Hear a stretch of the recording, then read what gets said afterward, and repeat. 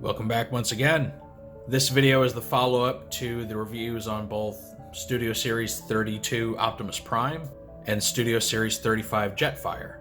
If you've seen either of those two reviews, or if you've watched Transformers Revenge of the Fallen, you know that Optimus and Jetfire combine at the end of that movie, and these toys do the same.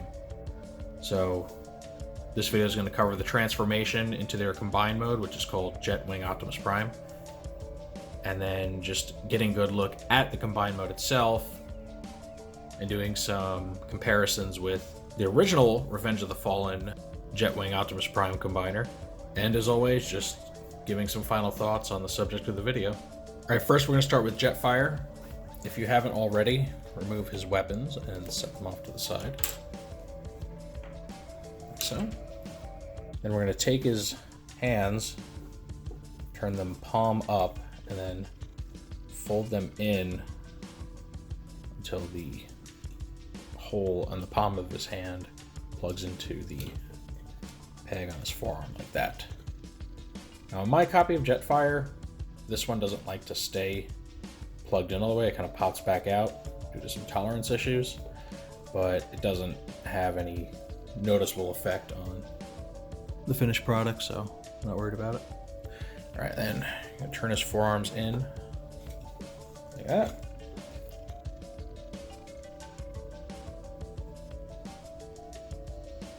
Put him in this little crab walk kind of pose. We're gonna separate the dangly bits, as I've come to call them, from his sides. And you're gonna take them, pull them out a bit. Backpack piece out, then extend his connector going from his top and bottom halves, straighten it out, and then you're actually going to separate it, and do that right at this point here. So just take, ooh, try not to drop it, but yeah, apply some force and this does slide off. Now you're going to extend this bit like that, all the way out, as if you're converting him to jet mode. Go forward, and then you're actually going to pull this off. It separates right there.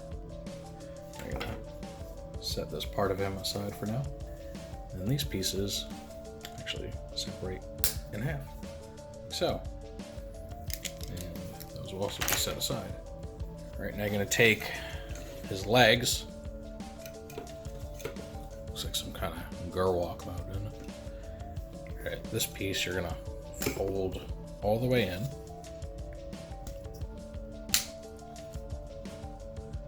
and then you're actually going to separate his lower legs from his upper legs, a similar way to how you separate his top and bottom halves. Slide it like that. Like that. So we're going to take the feet that are left here. Straighten this. And you're going to turn this outward. Like so. Nothing special, right? And you're actually going to pull this piece out. Set it aside. Do the same thing here. Now this one, on my copy, is very tight. You're gonna hear this. Ready?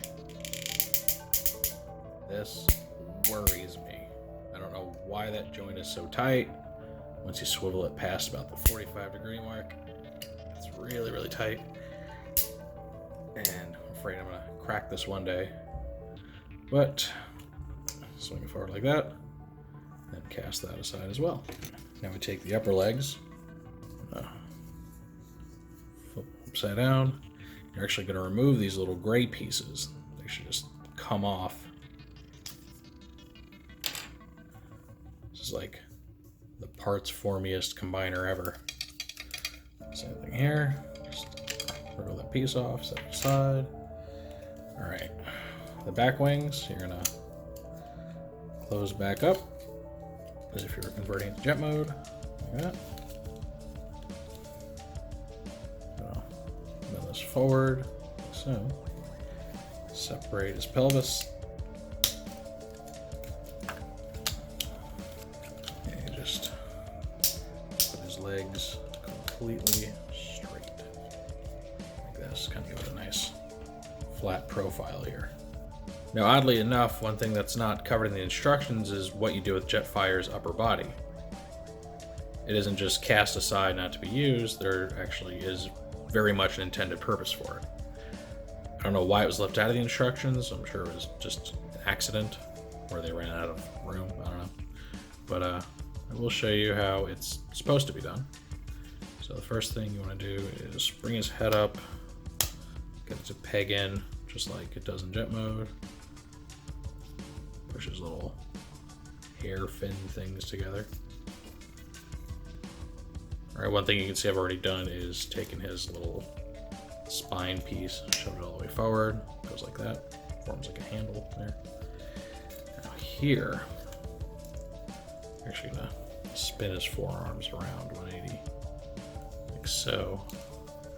I'm gonna bring his shoulders down. At the same time, you are aiming to plug his forearms into his chest right here. So you just want to position just right. Might take a little bit of fiddling to get the angle right, but the idea is to get it to plug in. Do the same thing on this side, like so. And these pieces just kind of fold upwards a bit. All right, so you get this. You know, probably wondering, well, what the heck is that?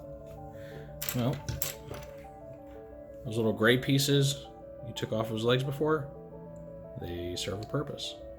Plug them together, like that. And you take them, plug them right into these holes right here of Jetfire's head to form a gun barrel. So this is actually the very large cannon Optimus wields in his Jetwing Optimus mode. It's really a shame they left that out of the instructions because it's kind of a big part. Alright, Optimus's transformation is much less involved because he's basically just shifting some mass to be able to fit inside a Jetfire. Now the first thing the instructions tell you to do is to flip his arm panels kind of down and around like this, and I don't know why. This doesn't seem to serve any purpose, and all of the final images of the combined form in the instructions have his panels just back in their normal spot. So I don't know why it does that. I just kind of ignore that part because it doesn't seem to serve any purpose. It might be part of some, abandoned gimmick or something, but I don't know. So I'm gonna ignore that. But what you do want to do, swing his little wing things out like this. Swing them up, pointing up like diagonally. You're gonna swing his whole backpack section down. Bring these up like that. Make sure it goes all the way down, like flat. There we go. And then you're gonna go around here. You're gonna swing his shins and feet up until they lock into place, like so. And that's it. That's all you gotta do for Optimus. Very easy. All right, now for the actual combination. First thing you're gonna do is attach the boots, as it were. The way you're gonna do that, these tabs on Optimus's legs are gonna go into these slots right here. So you're just gonna plug them in like so. Then you're gonna push this part into these slots on Optimus's shins like that. And then, make sure you get this right, plug this in here. That's what these holes in Optimus's legs are for. It's to accept this piece, which is why there's no longer a hinge here. So kind of sacrifice some accuracy for some combination gimmick stuff. same thing over here. Plug it in.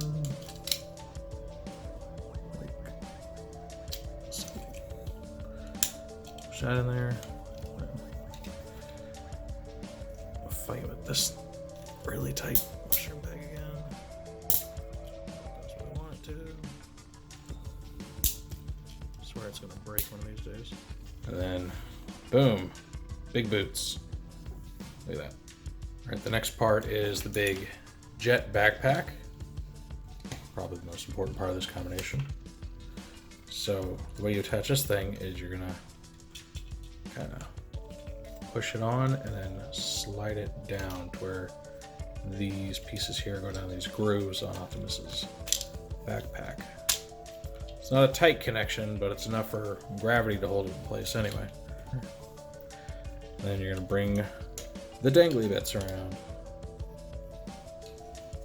It's like my word of the day, dangly bits. All right, you're gonna connect them, form this like torso armor. And you're gonna take it, you're just gonna slide it up Optimus's abdomen until it clicks into place, like so. All right, next minor detail is to connect these nose cone bits to Optimus as shoulder armor. Just plug them into the slots on his shoulder pads there, like that. And like that. Simple enough, right? All right, you take Jetfire's cane thing, you're gonna completely fold it one way and the other, pushing everything together. And you're gonna connect this to the backside of Optimus's arm right here. All right, and that gives Optimus a little under the hand Gatling gun thing. Now for the real gun, right here, you're just gonna take it, get the handle right there, and this kind of just uses like wedging to be held by Optimus. Doesn't stick into his fist very tightly. So you just want to work it in there, like so,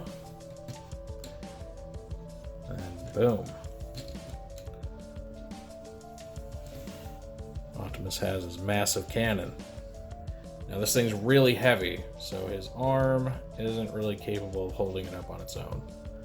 Basically, you're gonna have to get creative with propping it up against different parts of his body to make it look like he's really, wielding it to any capacity.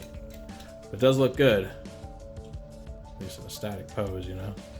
And then the last thing the instructions tell you to do, they actually tell you to connect Jetfire's axe to the wing assembly back here, and you just connect it to this piece right here.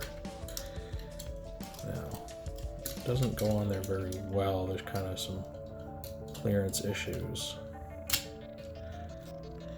And it doesn't like to stay on there either. So the peg is a bit too big for the hole. You find if you kind of wedge it, like wedge the blade in there, it'll hold, but then you're kind of bending at this plastic a little bit. I don't like that. So personally, I think I'm going to opt to just leave this thing off because it looks cumbersome. Yeah, it's weapon storage, but I really don't like the way it comes out. Could also just have Optimus wield the axe himself, if you'd like. Or you could have him wield his little ion blaster in his free hand, if you want to go that route. So it's up to you how you want to do that. Unfortunately, there doesn't seem to be any dedicated storage spaces for Optimus's ion blaster in this mode. There are some connectors it could fit onto, but there's clearance issues that keep it from being able to actually get in there. So if you ask me, this is probably the best combination. Just axe, big blaster, little blaster, or Gatling gun anyway.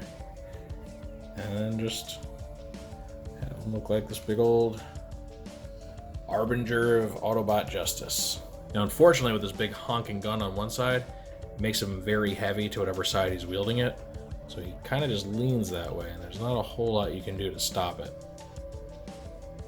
Unfortunately, lacks this inward ankle tilt. All right, and here's our comparison with the original Leader class toys from the Revenge of the Fallen toy line. And either one of these sets, you can just look at the character and you can tell exactly what it's supposed to be.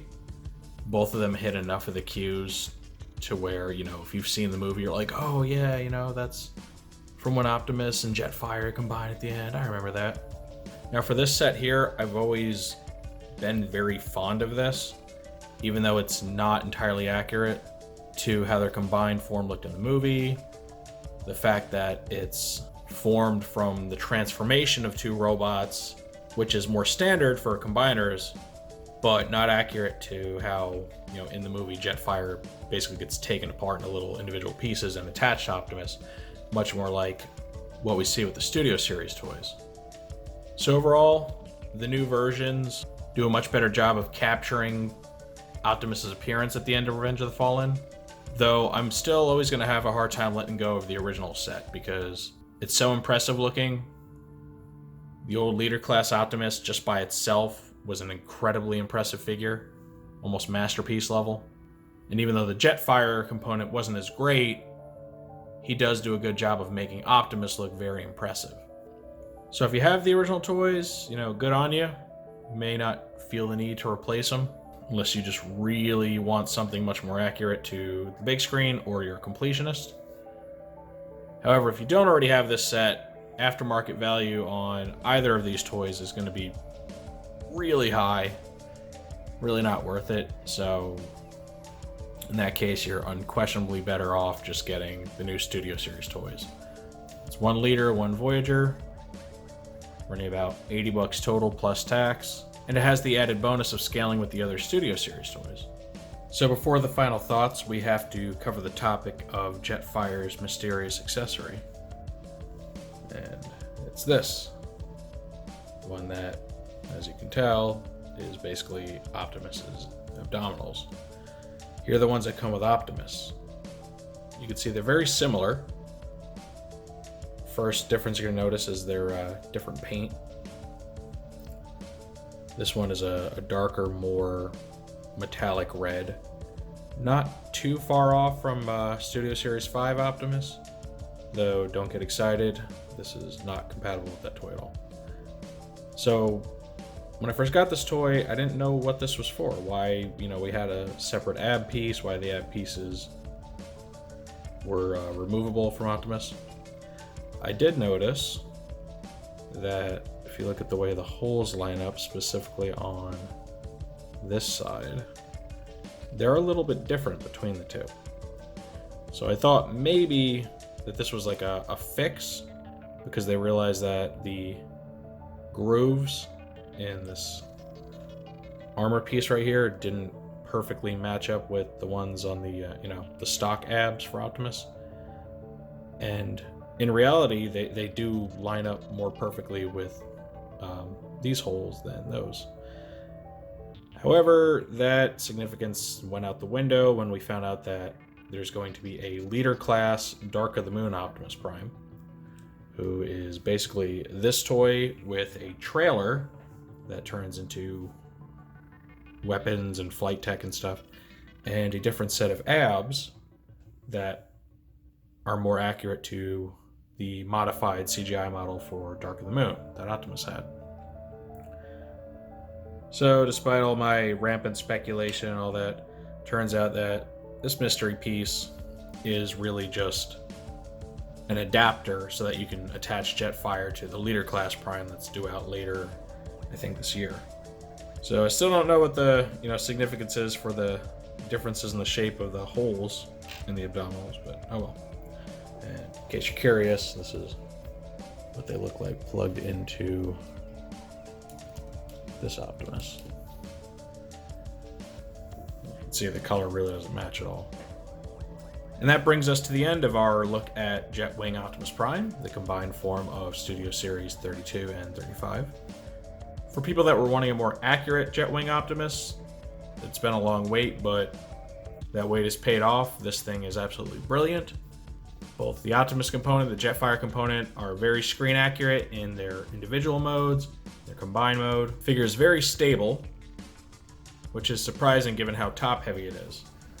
My only reservation is that Optimus's hip joints here, they're not ratcheted, they're purely friction joints, which, you know, the thing about friction joints is with repeated or prolonged stress, they get loose over time, they lose their friction. With this guy having to support as much weight, I wouldn't be shocked if after, you know, a few years of sitting around the shelf, he started kind of flopping around a bit, especially if he's played with a lot. So I don't think I'll be displaying these in their combined mode just because I am worried about the longevity of the toy. But that's fine because, you know, both toys are brilliant looking on their own. They don't really need this third mode as like a crutch to keep them going. But if you're feeling froggy and you're not worried about that, you know, feel free to display them in this mode. It is really impressive. But that's how I feel about these toys. What do you think of them? I'd love to hear your thoughts down below. If you like this review, go ahead and give it a thumbs up. If you want to see more reviews like it or any of my other Transformers related content, make sure to hit the subscribe button as well as the notification bell so you get notified whenever I post something new. I hope you enjoyed this look at these two figures as much as I did. And I look forward to getting the Leader Class Optimus Prime, so I have a reason to bust out Jetfire one more time and show that combined mode. But, with all that said, I will see you all next time.